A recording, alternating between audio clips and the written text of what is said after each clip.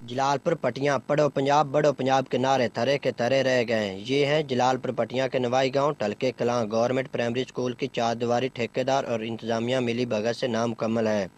گاؤں کے لوگوں نے اسکول سے راستہ بنایا ہوا ہے جس راستے سے سارا دن آمد و رفت ہوتی ہے۔ اسکول کے 2 کمرے ہیں، ایک کمرے میں اینٹس پڑی ہوئی ہیں جبکہ دوسرے کمرے میں اسکول کا فرنیچر پڑا ہے۔ بچے سردی میں ٹھنڈی زمین پر بیٹھ کر تعلیم حاصل کرنے پر مجبور ہیں۔ گاؤں کی بچیاں اور بچے بوائے اسکول میں تعلیم حاصل کرنے پر مجبور ہیں۔